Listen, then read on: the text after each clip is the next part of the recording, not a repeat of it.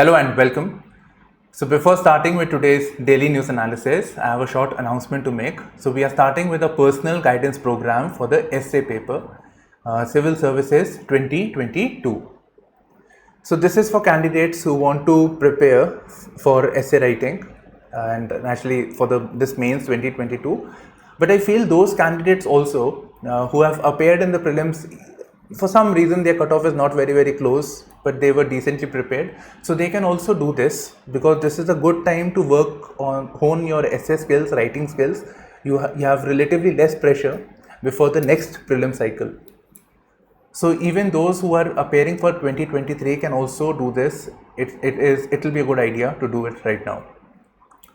Okay, now we call it personal guidance program because in this you will be getting, your answers will naturally be evaluated, but after the evaluation you will get one-on-one feedback session. So individually with each student, ma'am will tell them as to what all areas there were certain shortcomings, what all improvements can be done. So that will be there one-on-one basis. So there will be an interaction also. Right, so this is the very basis of the personal guidance program. Okay, now Kulwant Kaur ma'am is a very accomplished faculty, primarily in the English, and she has also contributed essays for leading publications in this field. In fact, she also helped me get good marks in the essay paper. So, and one good thing is that she is a person associated with language. So, who has written essays for publications, but primarily a person associated with languages.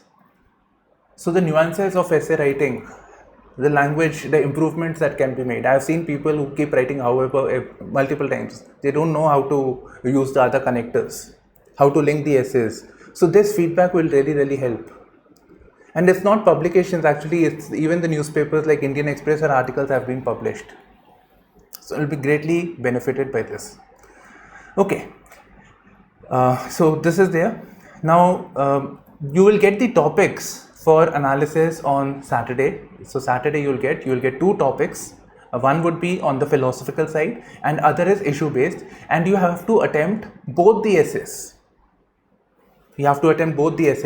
But before attempting, you will have a prior analysis class on that topic where ma'am will give you brief insights about that topic, and then naturally the evaluation and then one-on-one sessions.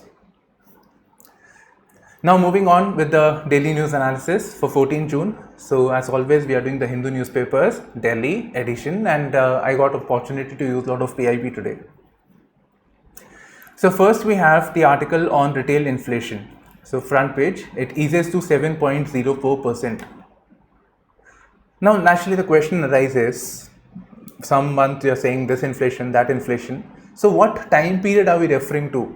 So it is referring to the time period of April. Second question, which agency releases the information on inflation?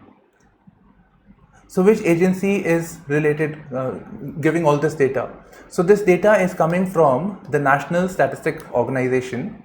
Earlier it was also known as the NSSO, double S. Now it is NSO, which is coming under the Ministry of Statistics and Program Implementation. This is an old PIB over here, so you can have a look at this. And they release the information on the CPI. So inflation at the retail level. So when you go to when you buy something, so you buy it from the retailer. So at the retail level. Right, so this is there. Now there is one inflation actually of CPI which is not coming directly from the NSO, actually it is coming from the Labour Bureau. So that is the CPI for the industrial workers.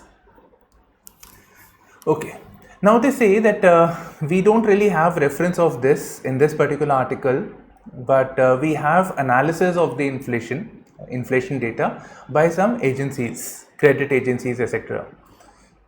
So one is there is this care rating agency, naturally private initiative. They say that food inflation is the primary cause of pushing inflation. In fact, the urban food inflation has actually accelerated. And we know there is a shortage of food also, particularly shortage of wheat. Then there is this, I think, unwarranted heat waves that have taken place. So vegetable prices have also gotten affected. So sharp rise in tomato prices. Then the war and other things that has led to the increase in crude prices, and we know that the crude is bought in dollar terms, right? Crude is bought in dollars per barrel. So our currency, one is the crude has getting more and more expensive because the supply has been disrupted, Ukraine war, and other thing is that dollar is appreciating, rupee is depreciating, plus the Fed hike issue of the USA. So inflation has increased. So recent data says inflation is at around 8.5% in USA, and likewise for Europe also. So they are hiking their interest rate. Their banks are hiking their interest rate in US. So money that was parked in India is going outside. So that means they are buying dollars. They invested in rupees. Those people who invested into India from foreign, now they want the dollars back so that they can move back to their home country, because they are getting better returns in their home country, US, Europe, etc., etc., etc. So that is also leading to depreciation of rupee. Plus crude is getting expensive. The same logic applies.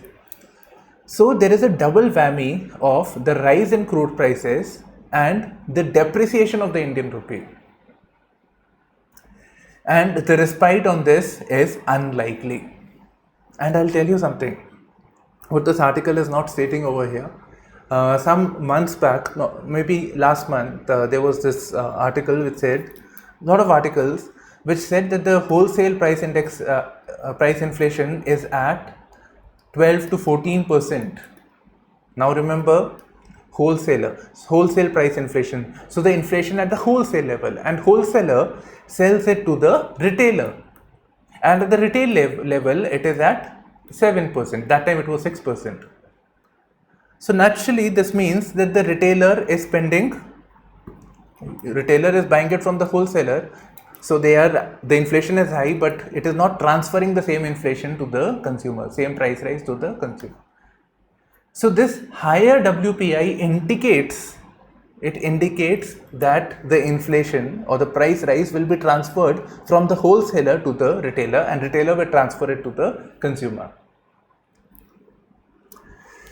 Next, we have a very, very important article from the point of view of mains. So GS2, I mean the theme of this article.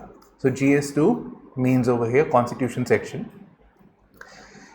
So we have a statement from the Tamil Nadu Assembly Speaker of the State Legislative Assembly, who says that the governors should act impartially.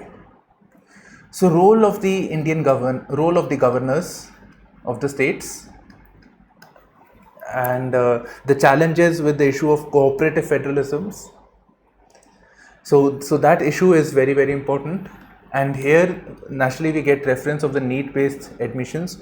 So the state of Tamil Nadu did not like the introduction of the single NEET examination. So earlier multiple exams were there for medical entrance, but now single NEET was there. So law was passed by the parliament.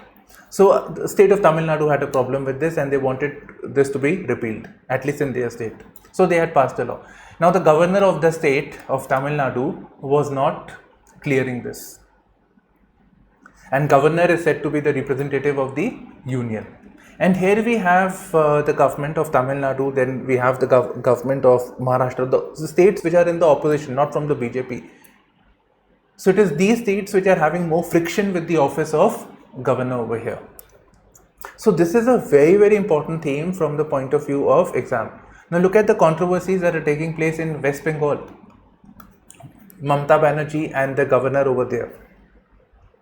So from that point of view, we have to prepare, and the governor should act impartially. Now the thing is that the governor acts according to the aid and advice of the Council of Ministers as per Article 163 of the Constitution. But they also have certain discretionary powers, constitutional discretion and situational discretion. So they have certain discretionary powers. For example, the issue of veto power of the governor with reference to the bill that was passed by the legislature, or with reference to the state of Maharashtra, where no single party is able to form or stake claim to the government. So the governor has the authority to use discretion to appoint a certain person as the chief minister who can eventually prove their majority. Right, so situational discretion or the use of emergency or to seek information from the council of, to seek information from the chief minister, or even West Bengal, the governor was actually taking inputs from the police commissioner and the senior IAS officers of the state without taking the chief minister into confidence. Now that is kind of unconstitutional. Okay, so this is there. So it provides for certain discretionary powers. Now the problem over here is that how these discretionary powers are used, is it right or wrong, that cannot be called into question. A question on the ground that he ought or ought not to have acted in his discretion. So there are no limits to the discretion over here. So that is why, because of this lack of definition of what is the discretionary power of the governor, more and more such issues arises. It provides a scope of ambiguity, lack of clarity over here, and this is one of the reasons because of which we get this issue. Okay, so this analysis has to be done over here. The other thing that we get over here from this article, this is not just about governor, it also tells us about effectiveness of the legislature. Now he is talking about the state legislature, where he says that the number of effective days, working days, is only 30. So 30 days in a year the legislature is convened on an average. So this is a very, very short time for the state legislature to discuss on issues of the state. They have to discuss the budget, they have to discuss the problems faced by the people. In fact, legislature is includes the representatives of the people. So all those things are there, so there is hardly any adequate time. Then there are these question answer sessions and all those things where minister provides information to the opposition members, but that is not taking place because they're not sitting for adequate number of days. Then there are protests and other things because of the certain factor or the other, disorderly scenes in the legislature. Now the same is actually applicable even for the parliament also. In fact, I have a video also on effectiveness of the Indian parliament.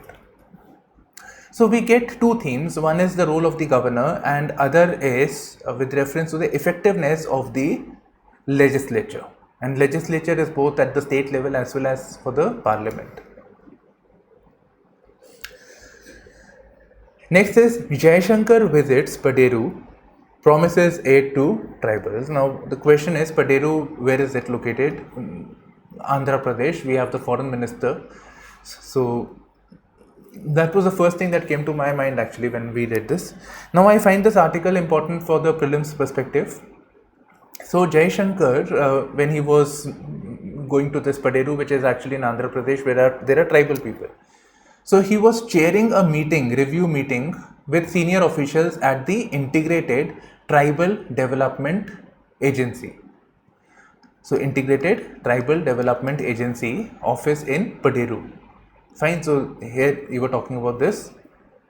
So I have all this, we'll discuss this. So one is this. So naturally, Integrated Tribal Development Agency, what is this? And naturally it is about tribal development. I think that should be clear by the name itself. Then he talks about Prime Minister's efforts with respect to the development of the districts, particularly aspirational districts. Now what are these aspirational districts? And aspirational districts are very, very important. In the year 2018, the very year in which the aspirational districts initiative was launched, this question was asked in the mains paper. So aspirational districts.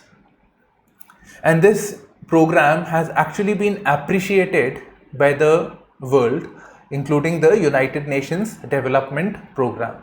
Now you can see over here, right? So PIB, I mean both over here. So the Lord Aspirational Districts Program, and what is this first of all?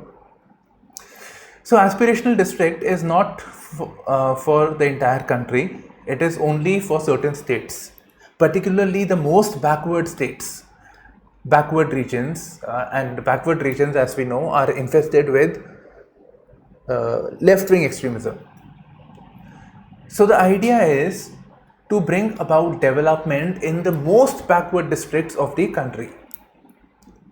Make these backward districts as aspirational districts. So some districts over there would be targeted, most backward ones, and the idea is that those which are developed, they become an aspiration for other districts, as to they also want to be like that. For example, I aspire for, let's say, a Mercedes car or having an iPhone, so that's an aspiration.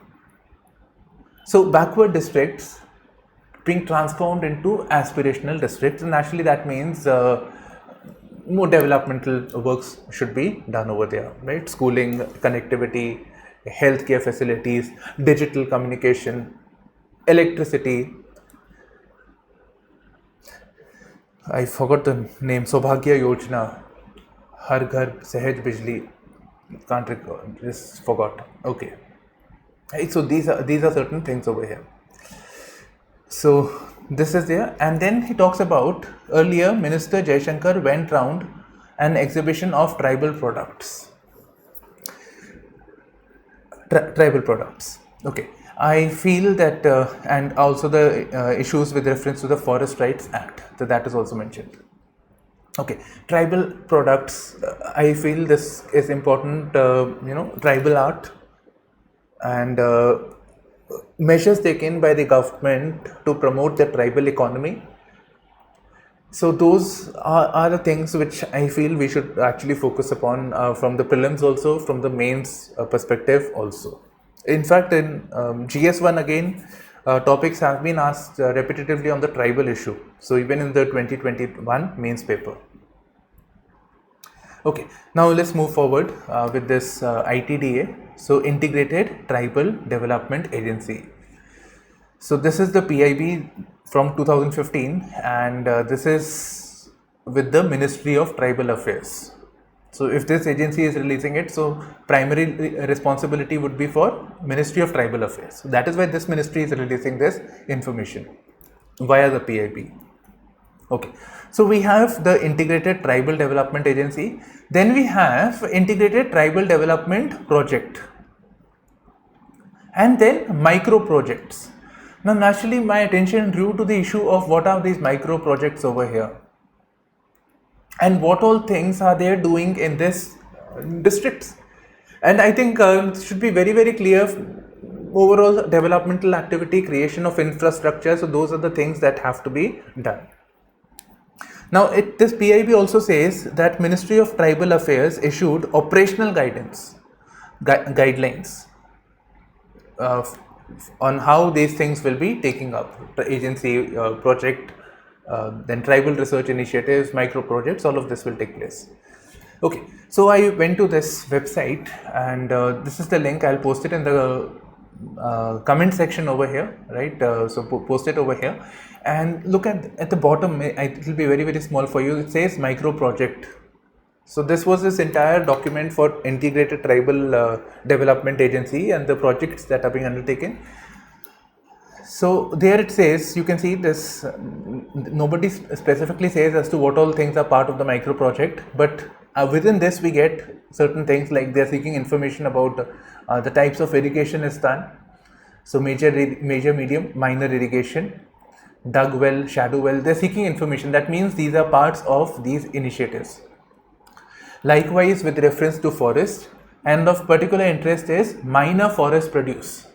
Now, what is the difference between minor forest produce and major forest produce? So, major forest produce is basically timber, the one that you saw in Pushpa, illegal thing. Minor is like twigs, firewood, honey, juna, all those things that are being taken by the tribal, and then they sell it to the marketplaces or the mandis.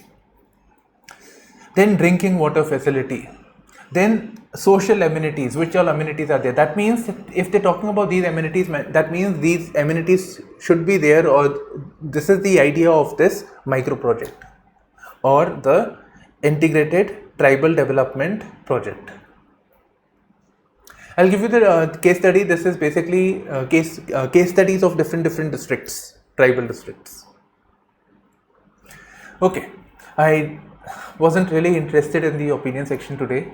So one is about the Rajya Sabha polls brought out internal dissensions both within the BJP and the Congress. I'm not really right now not really in the mood for this. Don't feel it's very important also. Choosing sides as the US and China intensify their rivalry. I think we have seen this multiple times in the newspaper recently. So there's no point of reading this. So one is with reference to the Taiwan issue. Then the US general coming to India and making a remark over the LAC issue, and the rebuttal coming from the Chinese side. Then the recent Shangri-La dialogue that took place, where they were very, very critical of the multilateralism of the USA, and what are the consequences for the other countries. So if you want, you can read the second paragraph, but I'm not right now. I'm not a priority according to me right now. Okay, tackling the crisis of rising global food prices. By the time we'll be actually coming to the mains examination, this will be a very, very outdated topic. Now this can be used for prelims. Indira Gandhi's insights have shaped global institutional response to climate change. Now this is more of a homework for you actually. So global institutional response to climate change and many other things. So naturally he is from the Congress and he's praising Madam Indira Gandhi, who was obviously from the Congress. Okay, so what are the global institutional response to the issue of climate change and other environment related issues? We can get this from this article over here. So I highlighted those things over here, and it says, the first thing it says is, recently in this mains examination there was this expression Paris Club, and likewise in the exams these things are used, like Club of Rome, the limits to growth. So I want you to read a bit more on this. So initially this article says that there are 4 things which define the global governance on environment protection. So these 4 things are, I'm stating this. One is Rachel Carson's Silent Spring. So this was in 1962. Paul Ehrlich's The Population Bomb. The Population Bomb, and the Club of Rome's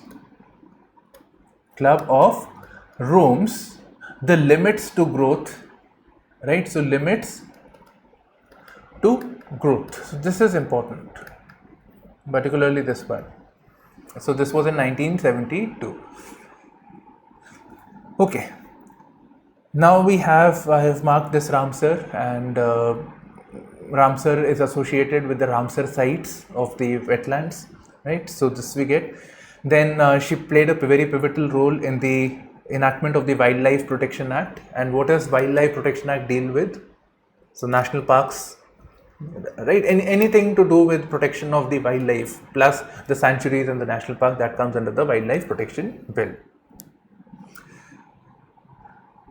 Then she made a remark about the issue of lack of equity with reference to the pollution that has been caused.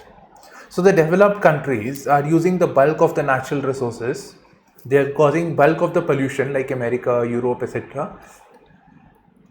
The share of population that is residing in these countries is very, very less, but they are polluting a lot more. They are using a lot more of resources. While on the other hand, the lesser developed countries, they have more population, but they're polluting a lot less, at least on per capita terms.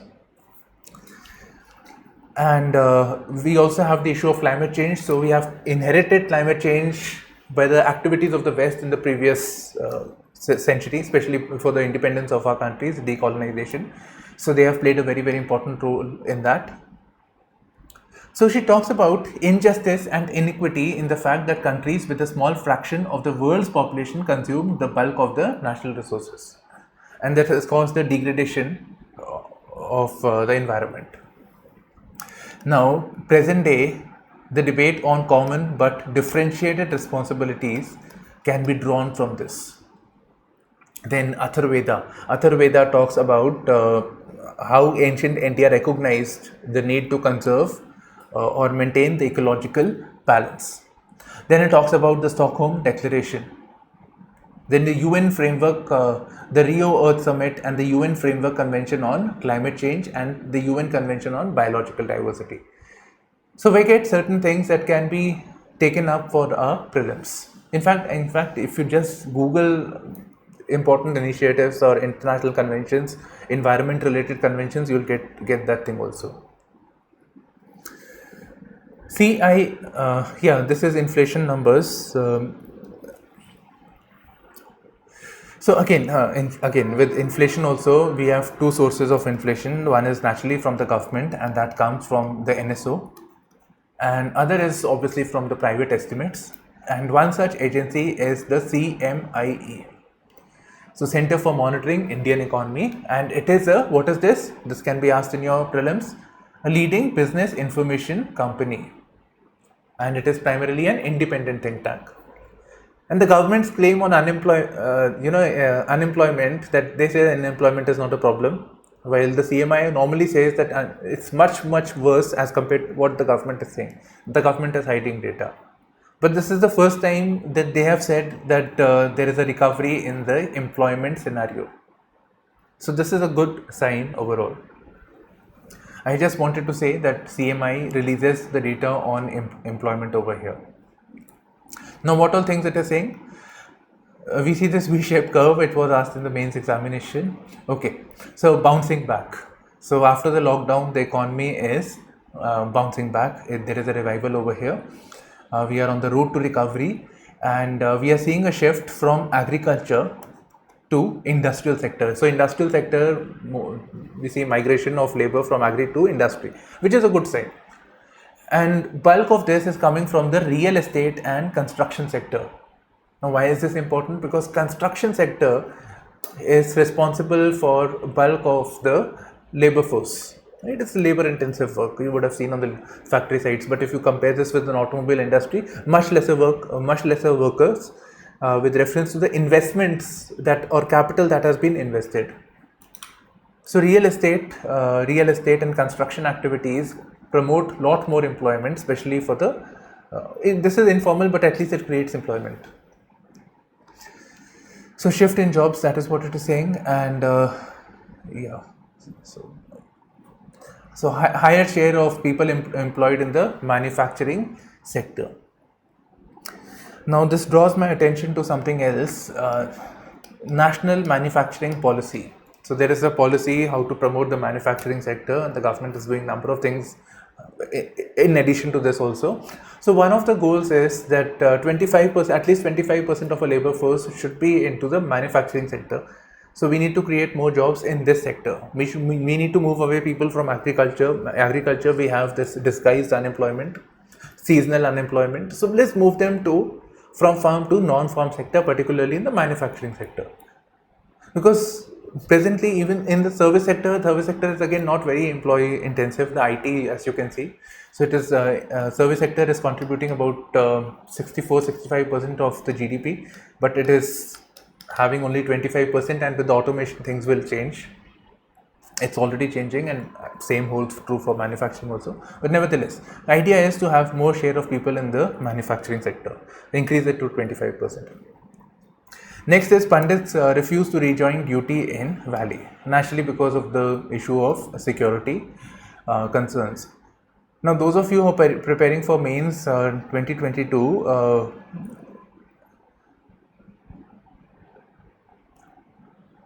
I have certain questions framed. You can get in touch with me. I'll share some questions with reference to the militancy in Jammu and Kashmir. In fact, I'll we'll do this topics on YouTube also. 5 policemen suspended over custodial death in Chennai. Okay. First of this is important for mains, GS2. So and custodial death is death in custody. So this is again an issue of human right violation. So NHRC has taken a note of this.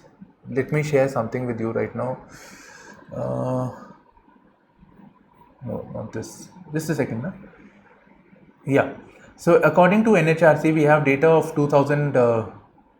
So 2017, some 100 custodial deaths had taken place. Then, according to the NHRC, some 12,727 judicial deaths, extrajudicial deaths have taken place, not judicial, extrajudicial deaths have taken place between the years, while the conviction rate of the police is very, very less. Naturally, extrajudicial is something that is not done by the legal system. Okay.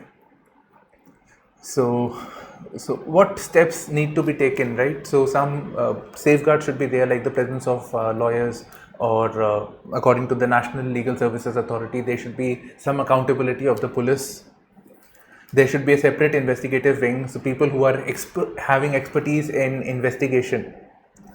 So presently police wants to seek information, all they know is I don't know, I'm not in police, but third degree is a preferred mode of getting the information. So alternate better means of investigation should be developed, and we need to change the behavior of the police. Then there are Supreme Court, which has said that Supreme Court as well as the NHRC, that some guidelines should be there for the police, and with reference to the issue of custodial deaths, police excesses, and there should be a prevention of torture bill, which is not yet passed till now. Okay, so that is there. Next, moving on to center to boost supply of fortified rice. One is the issue of hunger, nutrition security. Now we are able to get it in terms of calories, right? People need that calorie that is coming, but the major issue over here in our country right now is also the issue of micro hunger, that is the deficiencies in the micronutrients. So apart from calories, there are other nutrients also that the body needs, like we have multivitamins. Normally in our families, multivitamins, but we may have fruits and other things. Our diets are diversified. But for the poor, and with this government also, which is all governments have been focused on providing grains, cereals like wheat, rice, millets. So staple food to the poorer sections. So naturally there is more emphasis on calories rather than focusing on the micronutrients. Now what the government is trying is that since the staple food is this, why not make some addition to these food grains. For example, rice may be fortified with certain minerals which will provide better nutrients. So rice, wheat, etc., etc. So here we just have with reference to the center to boost supply of fortified rice. And actually this fortification is being done is also known as biofortification, and this is being done by the genetic means. So this supply is being boosted by center's existing programs known as the Integrated Child Development Scheme. I have a video on this, so you can refer to this. Then Pradhan Mantri Poshan Shakti Nirman and the PM Poshan Scheme. Then with reference to micro hunger, we have a fact that country lost about 1% of GDP from anemia. Now we get the issue of malnourishment from the mains point of view. So we get the issue of malnourishment. So we also have the issue of hunger. Our country continues to rank very poorly in the global hunger index despite number of measures. So what measures is the government taking? And so one of this. Then you can also add the dimension of micro hunger over there. Then the ethics of biofortification or ethics of biotechnology, so applied ethics. So these are certain themes on which UPSC can ask you questions. India is expanding its nuclear arsenal. So this is, so they say that about 1/6, the number of warheads, so things that can be added to the missile, has increased to 160. And this is case with Pakistan also. China has also been expanding. Despite their official claims, the overall satellite imagery and other things indicate that they are piling up their this thing. So this information has been released by CSE, which is a defense think tank. It's not government, it's a private initiative or a not-for-profit body. Right then, so this concludes the session. So thank you for streaming in to our channel IASPrimers, and all the best with the preparation. Bye bye, take care.